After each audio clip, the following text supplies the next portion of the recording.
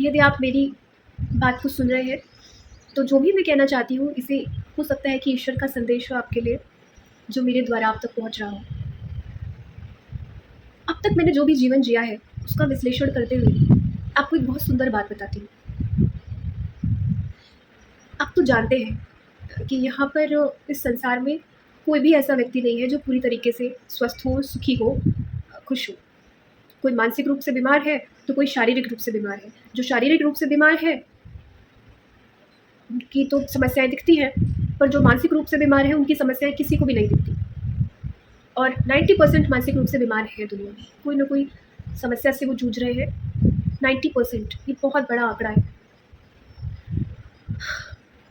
हमारे जीवन का मकसद क्या है? हमारा लक्ष्य क्या है? हम चाहते क्या है? ऐसा क्या है जो हमें मिल जाए जिसके बाद हमें लगे कि अब तृप्ति हो गई है, अब नहीं झेलना, अब ख़त्म, बस ये लास्ट। कभी लगा ऐसा?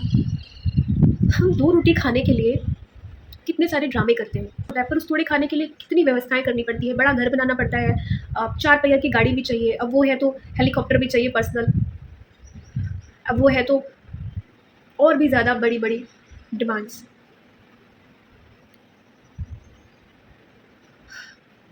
हमने जो कर्म किए हैं ना, उससे हम बच नहीं सकते, किसी भी तरह से नहीं बच सकते। और हम सभी ने अपने पूर्व में क्या-क्या कर्म किए हैं, वो हम नहीं जानते।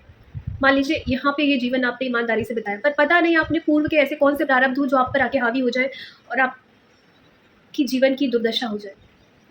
ऐसे नहीं तो वैसे आपको कैसे न करके उस कर्म का भोग भोगना ही पड़ता है, सभी को। तो क्यों नहीं आप थोड़ा समय ईश्वर को नहीं देते? क्यों नहीं आप योग के मार्ग पे नहीं आते? क्यों नहीं आप भक्ति के मार्ग पर आ जाते? क्यों नहीं आप ईश्वर से जुड़ने का प्रयास करते? क्यों नहीं आप अपने अंदर के संत को, साधु को जगाते कि आप कम से कम इस दुविधा से ऊपर तो उठ सके? इस संसार में आज इतने व्यक्ति उदास हैं, इतने व्यक्ति उदास हैं कि अगर मैं उनकी उदासी देखती हूँ, तो मुझे कहीं न कहीं मेरे जीवन में जो भी कमियाँ हैं, वो मुझे नज़र ही नहीं आती, क्योंकि इतने उदास लोग आस-पास हैं। इतने उदास चेहरे जो कि एक झूठी मुस्कान लेकर घूमते रहते हैं। क्यों नहीं आप अपनी मुस्कान को सच्ची बना लेते हैं? क्यों नहीं आप प्रयास करते हैं? एक ऐसा मार्ग मिल जाए, जिसके बाद अपने जीवन के सुख-दुःख की चिंता आप ना करें, ईश्वर करे। थोड़ा समय ईश्वर को दीजिए। अगर आपके पास दिन भर भी समय नहीं है, तो सोने से पहले रोज़ रात को आधे से 1 घंटा जितना भी आपके पास समय है, वो ज़रूर दीजिए ईश्वर को। और अगर सोने से पहले नहीं दे सकते, तो जब आप उठते हैं तब दे सकते हैं, जब भी आपको समय मिले तब दीजिए। पर ईश्वर का नाम लीजिए, ईश्वर से जुड़िए, उन्हें याद करिए। अपने कर्मों को ईमानदारी से करते हुए अगर आप ऐसा करते हैं, तो कम से कम आप किसी ज़ॉम्बी की तरह नहीं जिएँगे कि ज़िंदा लाश भटक रही है इधर से उधर, अंदर कोई खुशी नहीं, कोई उत्साह नहीं, कोई भाव नहीं।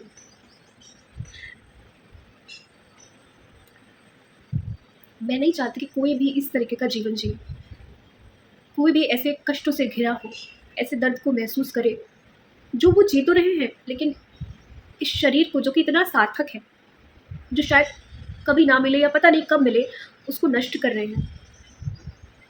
जो ये नहीं जानते कि खुशी दूसरों से मिलने वाली एप्रिसिएशन का नाम नहीं है। खुशी सामाजिक स्टैंडर्ड्स को सोशल स्टैंडर्ड्स में अपना स्टेटस हाई करने का नाम नहीं है। खुशी थोड़े ज़्यादा पैसे कमाने का नाम नहीं है। खुशी बहुत ज़्यादा सुख सुविधाओं, संपन्नताओं में जीने का नाम नहीं है। इस संसार में सबसे ज़्यादा दुखी वो व्यक्ति हैं जिनकी लाइफ में कोई पर्पज़ नहीं है, कोई लक्ष्य नहीं है।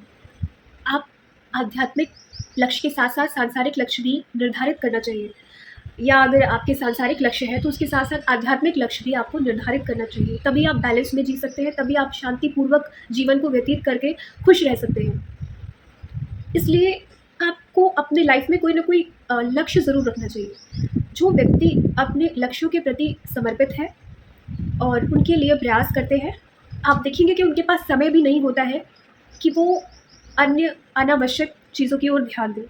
तो उनका आधा स्ट्रेस तो यहीं पे ख़त्म हो जाता है। बाकी मैंने कहा कि सांसारिक लक्ष्य के साथ आध्यात्मिक लक्ष्य भी आपके होने चाहिए। तो अगर आपके सांसारिक लक्ष्य के साथ आध्यात्मिक लक्ष्य भी हैं, तो स्वतः ही ईश्वर की कृपा आपके ऊपर बनती है और आप अपने जीवन में शांति को निमंत्रण देते हैं इस प्रयास से, सद्बुद्धि को निमंत्रण देते हैं, समृद्धि को निमंत्रण देते हैं। आत्मानुशासन के साथ-साथ आप कृतज्ञता अपने जीवन में स्वयं ही अनुभव करेंगे, अगर आप ईश्वर के लिए भी थोड़े से प्रयास करते हैं। अगर आप योग मार्ग पर चलते हैं, भक्ति मार्ग पर चलते हैं